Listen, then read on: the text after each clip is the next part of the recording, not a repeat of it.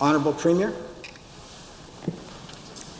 Thank you very much, Mr. Speaker. I rise to address the House today to speak to two matters: the attacks in Paris and Lebanon, and proposals from our new federal government for Canada to accept Syrian refugees. I know that I speak for every member of this House today and for all Albertans when I express our sincere condolences to the innocent victims of these evil attacks and to their families.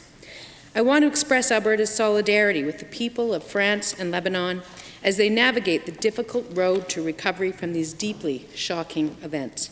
Mr. Speaker, these events remind us that we must all stand together against violence and against terror.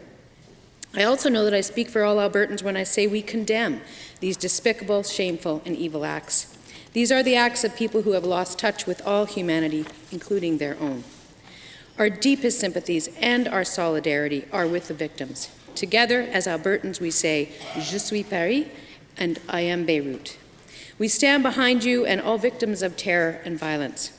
Mr. Speaker, the hundreds of thousands of children, women, and men who are fleeing Syria are fleeing from acts like these.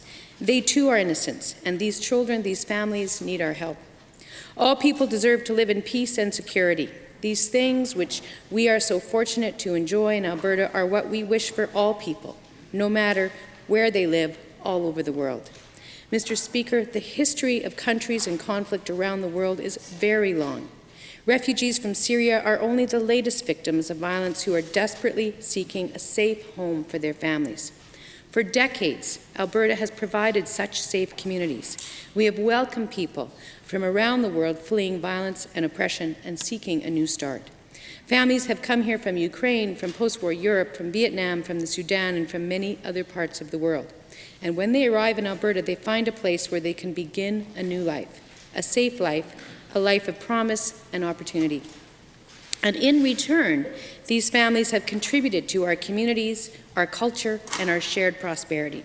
For many of us in this House, perhaps most of us, the chance to make a life is what our own families were seeking when they came to Alberta, whether it was months ago or years ago or generations ago.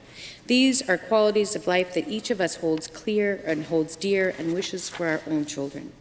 These are qualities of life we wish for others around the world. Mr. Speaker, bringing refugees to Canada must be done in a safe and secure way that protects Alberta families as well as those fleeing violence abroad. We look to the federal government to assure Canadians that this will be done, and we will then do our part to ensure that these families find sanctuary here. Thank you, Mr. Speaker.